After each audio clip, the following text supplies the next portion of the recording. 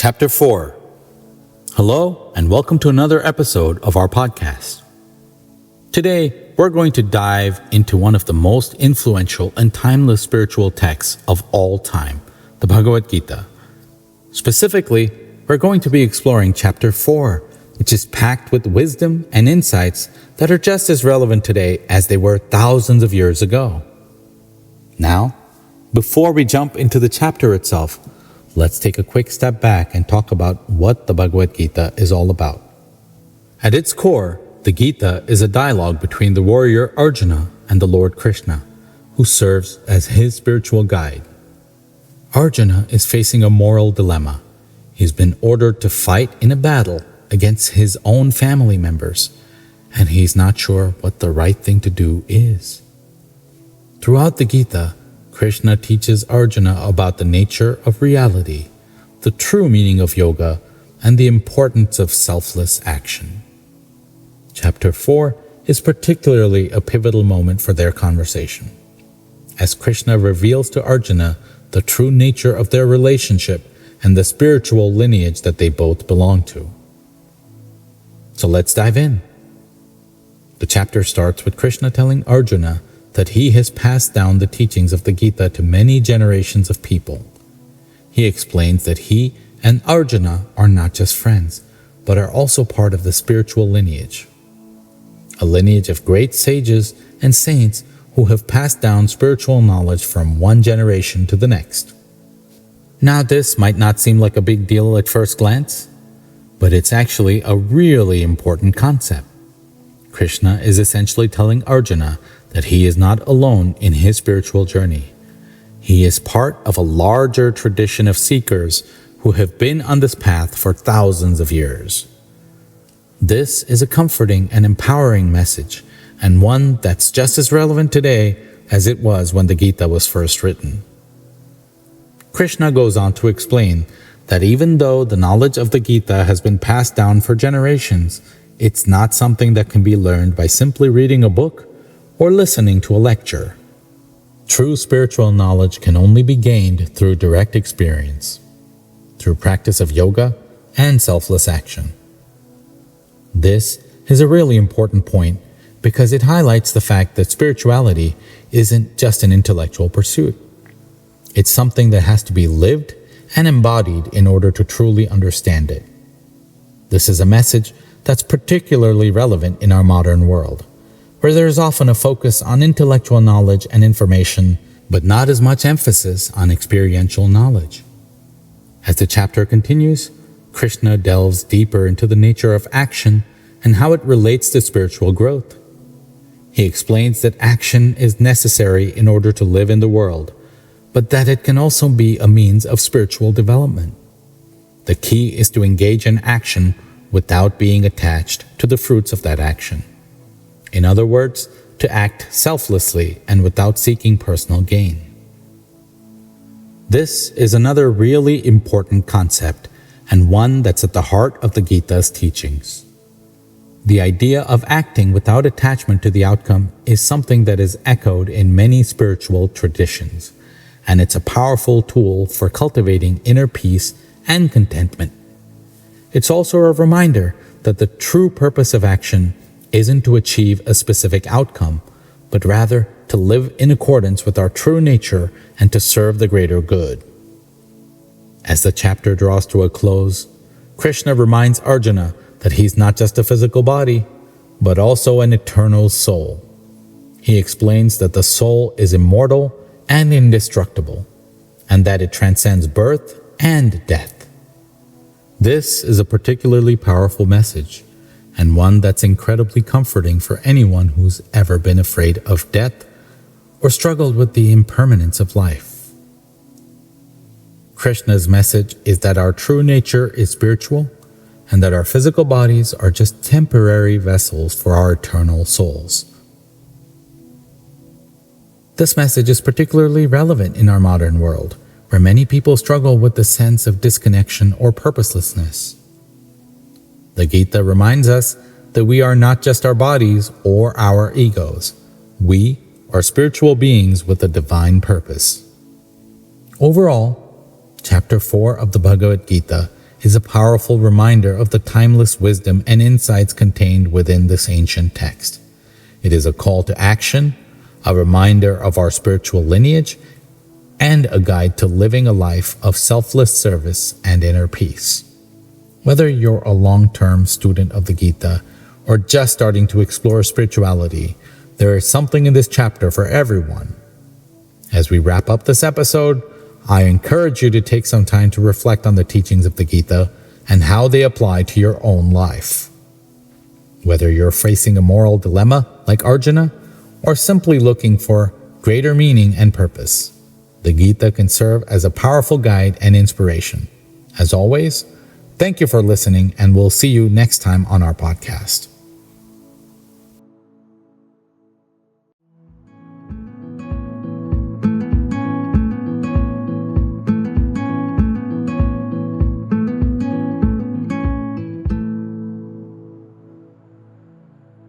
Chapter 5. Welcome to the latest episode of our podcast series, where we explore the rich philosophical insights of the Bhagavad Gita. In this episode, we delve into the 5th chapter of this timeless scripture and uncover its profound teachings on the art of renunciation.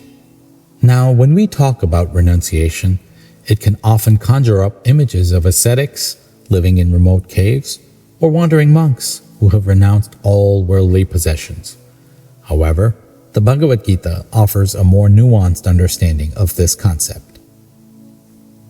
In Chapter 5, Lord Krishna explains to Arjuna that true renunciation is not about giving up action or withdrawing from the world, but rather about acting in a spirit of detachment and offering the fruits of one's actions to the divine. Krishna says, one who performs his duty without attachment, surrendering the results unto the Supreme Lord, is unaffected by sinful action, as the lotus leaf is untouched by the water. In other words, it is not the action itself that determines whether it's binding or liberating, but rather the attitude with which it is performed. When we act with a sense of detachment, offering the results to a higher power, we are freed from the karmic consequences of our actions. But how do we cultivate this sense of detachment? Krishna goes on to explain that it requires both the practice of yoga and the cultivation of knowledge. Yoga, in this context, does not refer to the physical postures that have become popular in the Western society, but rather to the spiritual practice of union with the divine. Krishna explains that the ultimate goal of yoga is to focus one's mind on the Supreme Self and engage all activities in the Lord. This involves developing a deep awareness of the divine presence within us and around us, and aligning our actions with that higher purpose. As Krishna says, the yogi who is established in self-realization, who is balanced in mind, and who sees everything in relation to the Supreme, achieves pure devotional service unto the Supreme Personality of Godhead. In addition to yoga, knowledge is also essential for cultivating detachment.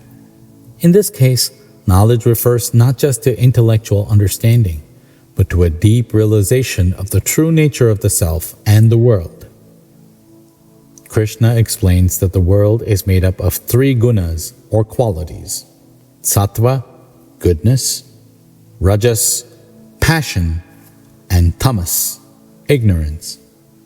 These qualities are present in all things and influence our thoughts, actions, and emotions. But the ultimate reality, according to Krishna, is beyond these qualities. It is pure consciousness, the source of all existence. When we realize this, we are freed from the influence of the gunas and can act with detachment. Krishna says, he who is beyond the 3 modes of material nature, who is unattached, and who realizes the Brahman, attains to the highest state of peace. So in summary, Chapter 5 of the Bhagavad Gita offers a profound insight into the art of renunciation. True renunciation is not about giving up action, but also about acting with detachment and offering the fruits of one's actions to the divine.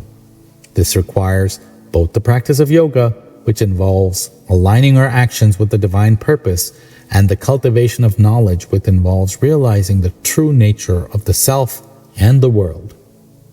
As we navigate the complexities of modern life, these teachings offer a powerful reminder that we can find freedom and peace not by withdrawing from the world, but by engaging in it with a spirit of detachment and devotion. But how do we practically apply these teachings in our daily lives?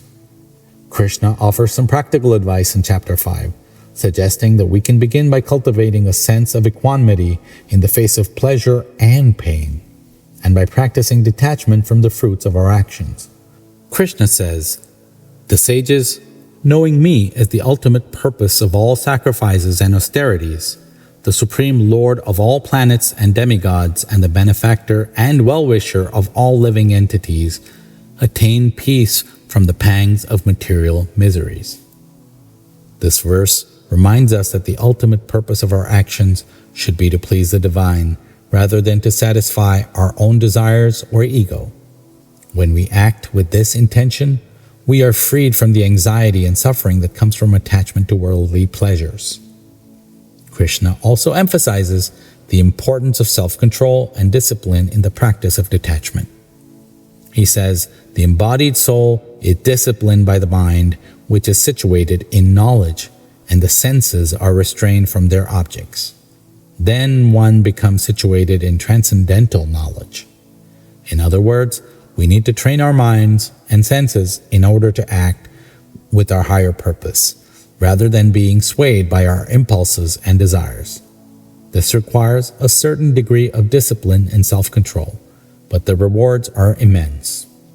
Ultimately, Chapter 5 of the Bhagavad Gita offers a powerful reminder that true happiness and liberation can only be found by cultivating a sense of detachment and devotion to the divine. By practicing yoga and cultivating knowledge, we can begin to see the world in a new light and act with a sense of purpose and meaning. As we navigate the complexities of modern life, it can be easy to become overwhelmed by the demands of work, family, and social obligations. But by embracing the teachings of the Bhagavad Gita, we can find a source of strength and inspiration that can guide us through even the most challenging of times. So whether you are a seasoned yogi or simply curious about the deeper aspects of spirituality, we encourage you to explore the rich teachings of the Bhagavad Gita and discover the timeless wisdom that lies within its pages.